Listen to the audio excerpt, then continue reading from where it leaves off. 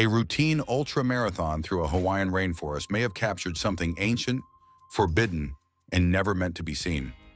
In early 2024, one unsettling image from a Hawaiian ultra-marathon reignited old legends, modern fear, and a mystery no one can explain. And here's where things spiral fast. In January 2024, a single photo quietly resurfaced online and then exploded across social media feeds, forums, and paranormal YouTube channels almost overnight. The image came from ultramarathon runner Kay Borlase, taken during a brutal long-distance race deep inside Oahu's rainforest. At first glance, it looks normal. A runner pushing through exhaustion, surrounded by thick green jungle, roots, mud, and a narrow trail. But then you see it. In the background, partially swallowed by shadow, there's a dark figure standing on the path. No face, no clear features, just a tall, cloaked shape that doesn't quite belong there. And that's when the internet lost its mind. Some viewers felt instant dread. Others zoomed in, brightened the image, and slowed it down, trying to make sense of what they were seeing. Comment sections filled with theories, everything from another runner to something far older and far darker. The word Nightmarchers started appearing again and again. Fear mixed with curiosity. Paranormal speculation took over TikTok, Reddit, and YouTube. People argued, debated, dismissed, and warned. Because for those who knew Hawaiian lore, this wasn't just a creepy photo. It looked like something you're never supposed to encounter, and definitely never supposed to photograph. What do you see when you look at it? And this is the part people keep skipping, but it matters. Kay Borlase isn't some random runner who stumbled into a spooky moment and ran to the internet for attention. She's been an endurance athlete since her teens, the kind of person who builds their entire life around pushing limits most people wouldn't even consider. Outside of running, she works as an art director and designer. Detail-oriented, disciplined, not exactly the profile of someone careless with facts. Kay specializes in ultramarathons, which already puts her in a different category. These aren't weekend races. An ultramarathon is anything longer than 26.2 miles, and the mental toll can be just as brutal as the physical one. You're running for hours, sometimes days, through pain, fatigue, and isolation. And the race she chose, the Hurt 100. Among endurance runners, this race has a reputation, not for speed, not for glamour, but for breaking people. Veterans drop out. First-timers rarely finish. So when Kay talks about what she experienced, it's coming from someone who knows exhaustion, hallucinations, fear, and stress, and knows the difference between imagination and something that simply doesn't fit. That credibility is what makes this story harder to dismiss. And here's where the setting turns this from strange to unsettling. The Hurt 100 isn't one long scenic trail. It's 5 punishing 20-mile loops carved through Oahu's Honolulu Mauka rainforest. Runners repeat the same stretch again and again, day bleeding into night, night bleeding back into day. The terrain is unforgiving. Mud-slick routes grab at your feet. Narrow paths run alongside steep drop-offs. Water crossings soak your shoes. Sharp climbs shred your legs. And when darkness hits, the jungle closes in. Headlamps barely cut through the thick foliage. Every sound feels louder. Every shadow feels closer. You're alone out there, truly alone. This is where exhaustion messes with perception. Fatigue dulls logic. Isolation amplifies fear. Your brain starts filling gaps when visibility drops and energy runs out. Even experienced runners admit the Hurt 100 plays tricks on you. But here's the thing. That's also why runners follow strict rules. Direction matters. Timing matters. Who's allowed on the trail matters. Because in terrain like this, even a small anomaly stands out instantly. And when something appears that shouldn't be there, your instincts don't shrug it off. They lock onto it. Just when it seemed like another brutal but manageable race, everything collapsed. During her second-to-last lap, Kay injured her foot badly enough that continuing wasn't an option. For the first time in her ultra-marathon career, she had to make the call to drop out. That decision alone carries weight for someone wired to endure pain no matter what. Physically, she was wrecked. Emotionally, it hit even harder. Dropping from a race like the Hurt 100 doesn't feel like quitting. It feels like failure, even when it isn't. Your body is drained, adrenaline crashes, and your mind starts replaying every step, every moment, asking what went wrong. That vulnerability matters, because when you're exhausted, disappointed, and finally slowing down after days of pushing past limits, you're also wide open, mentally and emotionally. You notice things you might normally ignore. Small details stick. Strange moments linger longer. And sometimes whatever you captured out there, don't wait for you to notice it until later. And this is where the story takes a hard left. After the race, once the adrenaline wore off and the disappointment settled in, Kay's pacing partner, Cassie, started going through the photos she'd taken on the trail. Nothing unusual at first. Mud, roots, headlamps cutting through jungle darkness. Just documentation of another brutal loop. Then one image stopped her cold. On a narrow strip of trail, right behind Kay, there was a figure neither of them remembered seeing. Dark, tall, cloaked in shadow. It wasn't blurred like someone running past.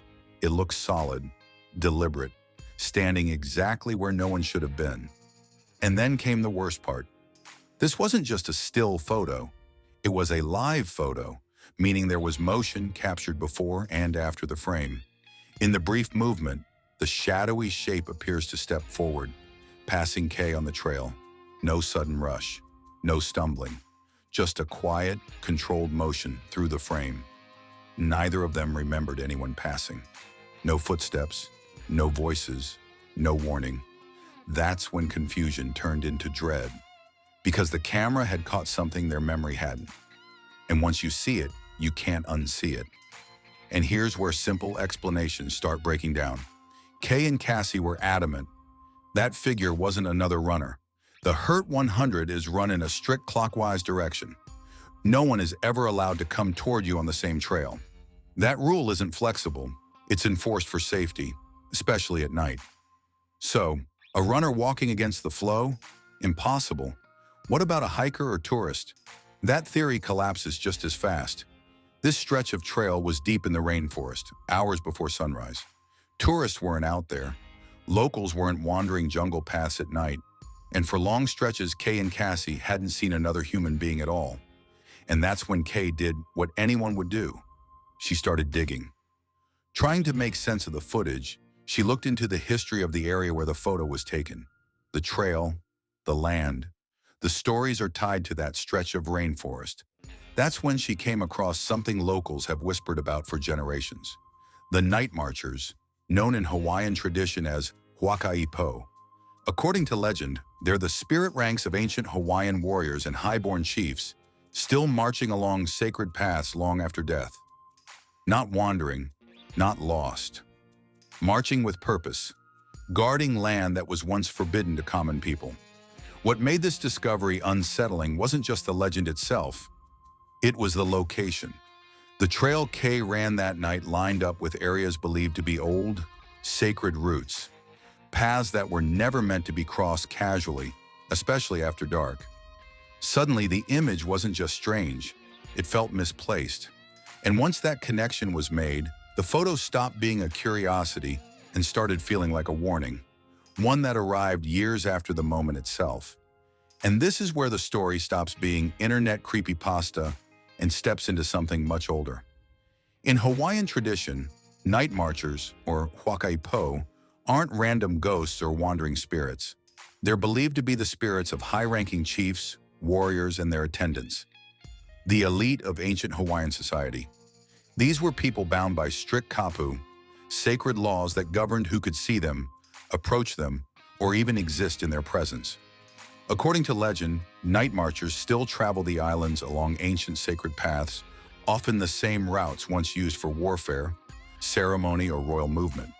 These paths weren't symbolic. They were protected. Ordinary people were forbidden from crossing them, especially at night.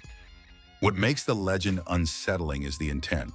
Night marchers aren't lost. They're not confused spirits. They're said to march with purpose, enforcing kapu long after death. Some stories say they protect sacred land. Others say they're reenacting rituals tied to power, lineage, and authority. and this isn't fringe belief. Others say urinating on yourself can break their focus, masking your presence. And then there's the exception that changes everything. If you share a bloodline with the Nightmarchers, meaning ancestral ties to ancient chiefs, you may be spared. Some stories say they'll recognize you, others say they'll pass without harm. But if you don't, looking directly at them is believed to be deadly, not symbolic death, literal death, sudden illness, accidents, misfortune that follows you home. That's why people don't joke about encounters. That's why elders warn against nighttime travel in certain areas. And that's why accidentally capturing one on camera, without knowing it, unsettles people far more than a blurry photo ever should. Because according to legend, simply seeing them is already too much. Of course, not everyone bought into the eerie hype. Skeptics quickly offered explanations. Maybe it was another runner misaligned with the camera, a resident wandering the trail, a drug user, or even just an optical illusion or camera artifact. They also pointed out that Nightmarchers are usually described as groups, marching in full ceremonial attire, not a lone figure in modern clothing. For them, the image was an interesting anomaly, but hardly evidence of anything supernatural. Yet the more people argued against it, the more attention the photo drew, leaving the debate between rational explanation and folklore alive online. Once the photo went viral, the comment section became a battlefield. Kay and Cassie faced accusations of doctoring the image, or of spinning a story purely for attention. Some viewers dismissed them as naive outsiders, while others leveled racist slurs, calling them haoles. A darker side of the internet emerges too. Angry commenters wrote that they hoped the runners would encounter a Nightmarcher for real, wishing them a violent death. Social media debates escalated quickly, turning the moment from mysterious to hostile. What started as a haunting image of a shadowy figure became an intense discussion about race, culture, and credibility. And for Kay, who was only trying to share her experience, the backlash was as unsettling as the photograph itself. Beyond skepticism, the story also touched nerves locally. Many Hawaiians were offended by the way the legend was presented online. Sacred stories, passed down for generations, felt trivialized, treated like entertainment for outsiders who might not understand their weight. Some worried that sharing these moments publicly misrepresented culture, reducing complex beliefs to a viral image. Others feared disrespecting ancestral spirits, whose protection of land and people is deeply respected. At the same time, supporters of Kay argued that she was merely documenting an unusual moment in a challenging race. Balancing both perspectives, it's clear this isn't just a story about a spooky photo. It's also about the collision between modern media and ancient traditions, and why some cultural lines aren't meant to be crossed lightly. Even years later, the footage keeps drawing attention. Part of what makes it so chilling is the live photo motion. You can see the shadowed figure step forward, not just frozen in one frame. There's no clear human explanation, no footprints, voices, or logical explanation for someone being there. Witnesses like Kay and Cassie are credible ultra-marathoners who know the trail and rules, making the anomaly harder to dismiss. The location itself is sacred, adding a layer of unease. And when you mix ancient Hawaiian legend with modern technology, the result is a dissonant, haunting image that feels simultaneously real and impossible. People keep returning to the footage, debating, wondering, and sharing, because something about it sticks with you long after the initial shock fades. So what's really happening here? There are three broad ways to look at it. First, the paranormal. Perhaps this was truly a Nightmarcher, a spirit from ancient lore captured briefly on camera. Second, the psychological, extreme exhaustion, stress, and isolation in the Hurt 100 might have influenced perception, making a shadow or trick of light seem alive. Third, the coincidence. Perhaps it was just a passerby, a fleeting shadow, or a camera quirk misinterpreted after the fact. Each explanation has its own weight, and none can be fully confirmed or denied. And that's exactly why it fascinates people. Whether you lean toward reason or belief, the moment challenges the line between folklore and reality, leaving viewers with a haunting question. What would you have done if you were there? Ancient legends may still move quietly through modern landscapes, unseen but present. Some places were perhaps never meant to be crossed or photographed. So what's your take on this? Drop it in the comments, and if you enjoyed this, hit like and subscribe. More mysteries are coming your way.